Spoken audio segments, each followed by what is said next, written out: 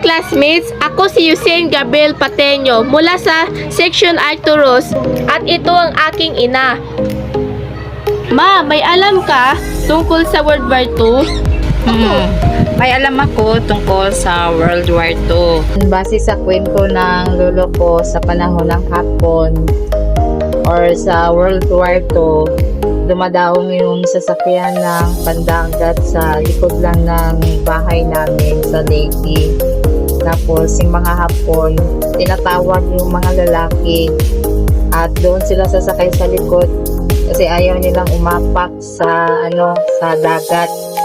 Kaya nila parang buhat-buhat nila yung mga Hapon sa likod hanggat sa makarating sa kalupaan. Yun ang kwento ng lolo ko nung buhay pa siya. Sa panahon ng World War II, mga Hapon pumunta sa Leyte. Maraming Hapon. Yun. Sige, may siyam na akong tanong para sa'yo. Tanong number 1. Sino ang mga hukbalahap at makapili? Alam ko sa hukbalahap na ang meaning ay hukbong bayan labat sa Hapon.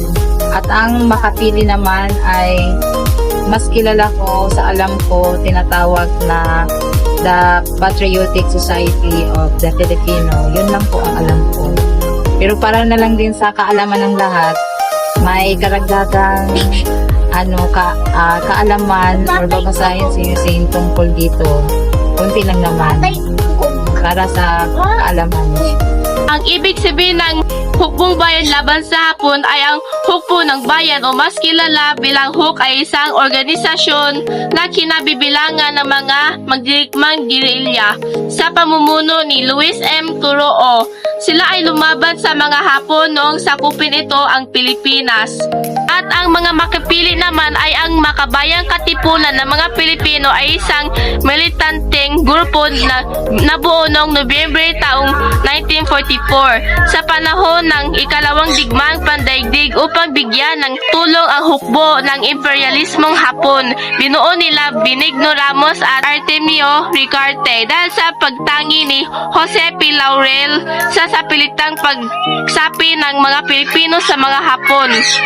Tanong number 2. Ano at saan ang naganap ang Dead March? Para sa akin, tungkol sa usapin na Death March, ay balita ko dito ay maraming Pilipino ang namamatay rito dahil sa gutom sa init ng araw, tapos sa paglalakad nila ng sobrang haba mula Bataan hanggang Pampanga nang walang kain-kain. Yun lang po yung alam ko. At may karagdagang sasabihin si Yusen tungkol dito. Ang ibig sabihin din ang Dead March ay tumutukoy sa sapilitang pagpapalakad sa humigit kumulang na 76,000 na bihag na sundalong Pilipino at Amerikano na ng halos 100 km mula Bataan patungong Capas, Tarlac.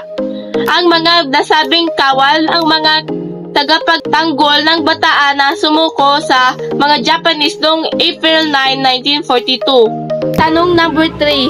Ano ang ginagawa sa comfort moment noong panahon ng pananakop ng Hapon sa Pilipinas? Base sa alam ko tungkol sa usaping comfort woman, napanood ko to sa Jessica Soho. May yung mga matatanda na ngayon na nagsama-sama sila sa isang parang rehabilitation center. Ina-interview ni Jessica na noong unang panahon yung mga noong unang panahon ang mga kababaihan noong unang panahon ay ginawang sex slave ng mga Hapon. Ayun, inaabuso sila. Tapos kung ano-anong ginagawa sa kanila na labag sa kalooban ng mga babae. Kaya parang naawa din ako sa mga kababaihan noon nung panahon ng Hapon. Ayun lang po yung alam ko. Ayan, karagdagang kaalaman po sa sabihin ni Yusen. Sige. Ang kasaysayan nito ay nagsimula noong 1930. Umabot mula 100 hanggang 400,000 ang mga babae na yung karamihan ay nagaling sa Korea, China at sa Pilipinas na puwersang ginawang mga babaeng parausan ng mga sundalong Hapon. Ang ideya hinggil sa mga comfort women ay sinang-ayunan ng Imperial Conference na kinabibilangan ng Emperador at mga kinatawan ng armed forces at ng main cabinet ministers na itatag ang naturang kumperensya. Matapos ngayon, ang Comfort Women sa Pilipinas ay ang pangunguna ng kanilang organisasyon, ang Lila Pilipina, ang opisyal na paghingi ng tawad at pagbabayad danyos ng pamahalaang Japan. Tanong number 4. Bakit binomba ng mga Hapon ang Pearl Harbor? Ay, ang alam ko lang sa Pearl Harbor sa panahon ng Hapon ay ito yung US naval base ng mga or military base sa tuwing meron silang kalaban o sa tuwing sasalakayin sila ng kalaban, anytime dito ang mangyayari yung yung digmaan kasi nandito nakabase yung mga pandigma nilang mga kagamitan yun lang ang alam ko. Ayan, karagdagang kaalaman yung saying. Ang Pearl Harbor ay isang daungan sa lagoon sa isa ng Oahu, Hawaii, na matatagpuan sa kanluran ng Honolulu at tahanan ng isang pangunahing US naval base at ng Pearl Harbor National Memorial. Ito ay isang mahalagang makasaysayang lugar na sikat dahil sa pag-atake noong 1941 na nagdala sa US sa ikalawang digmaang pagdaigdig at madaling papupuntahan malapit sa Waikiki at downtown Honolulu. Tanong number 5. Sino si General MacArthur at ano ang makasaysayang sinabi niya? Ay, oo, si General Douglas MacArthur. Isa siyang, alam ko, isa siyang Amerikanong sundalo. At nakikita ko yung statue doon sa Palu Leyte. Tapos, ang dami niyang kasamang mga statue ng mga military din. Pag uwi namin ng Leyte, madadaanan namin yung statue nila malapit sa dagat. Kaya kilala ko siya at nababasa ko doon yung sinasabi niya na may sinulat doon na I shall return. Yun lang ang alam ko, si General Douglas MacArthur. Ang paglapag ni General Douglas MacArthur sa Palu Leyte noong Oktubre 20, 1944 ay nagmarka ng pagsisimula ng paglaya ng Pilipinas mula sa pananakop ng mga Hapones noong ikalawang digmaang pagdaigdig na tinupad ng kanyang pangakong babalik ako or I shall return at ginugunita sa MacArthur Landing Memorial National Park sa Palu Leyte. Tanong number 6. Bakit diniklarang open city ang Manila? Ayan, ang alam ko sa open city ay ang tinatawag nila itong open city para ibig sabihin nito katulad ng mga Hapon ay malaya silang makakapasok labas-pasok sa lugar na ito at sinasabi nilang open city ito para ibig sabihin, ang alam ko, ang ibig sabihin hindi lang ito pagmamayari ng isa kundi sa lahat. Kaya para iwas na rin na bubuluhin or sisirain ng mga Hapon, kaya dinideklara nilang open city. Walang nagmamayari, kumbaga lahat, kahit mga Hapon, malaya silang makapasok dito. Yun lang po ang alam ko. Ang aking karagdagang kaalaman nito ay noong December 26, 1941, idineklara ang Maynila bilang isang open city. Kasunod ang walang humpay na paglusob ng mga pwersang Hapones sa Pilipinas. Ang pagdideklara ng isang lungsod bilang open city ay paraan upang iligtas sa mga residente sa karahasan ng mga manunakop. Tanong number 7. Ano ang kinalaman ng 9 de Pebrero sa panahon ng World War II? Sa lugar ng 9 de Pebrero, ang alam ko, ang 9 de Pebrero ay isa din to sa mahalagang kasaysayan sa panahon ng Hapon. Ang alam ko, nangyayari din dito ang malaking digmaan sa panahon ng Hapon. Yun lang po ang alam ko.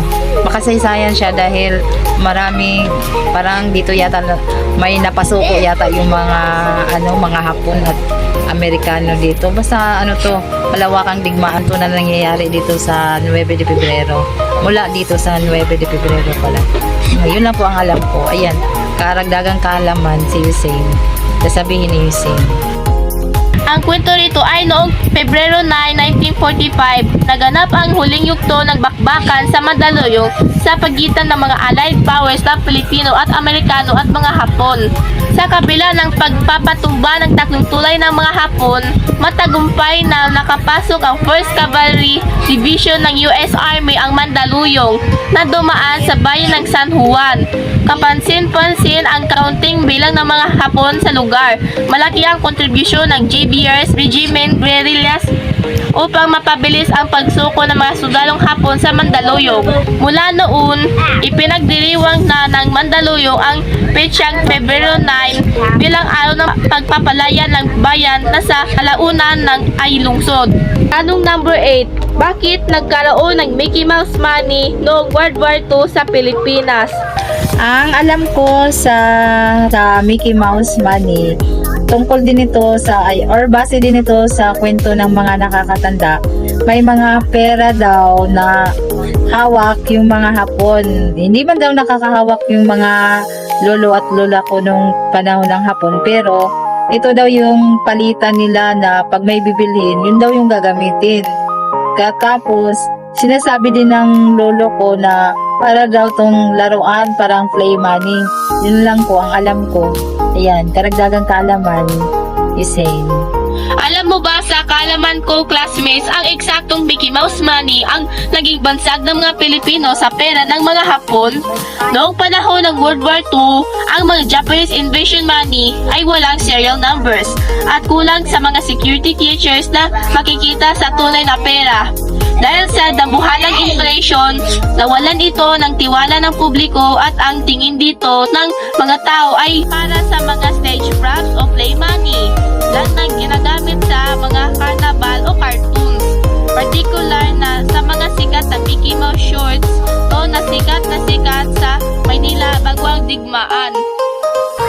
Tanong number 9. Sino-sino ang tatlong tao sa 1,000 pesos at ano ang kinakanan dito sa World War II? Ay, alam ko to. Naabutan ko to eh. Yung sa 1,000 bill. Ang tatlong tao dito ay sina Jose Palianes Coda, Vicente Lim, at saka si Jose Abad. Naabutan ko yan. Alam ko yan. Wala na ngayon eh. Kasi iba na yung doon sa Karinsinang 1,000, iba na yung bill doon eh.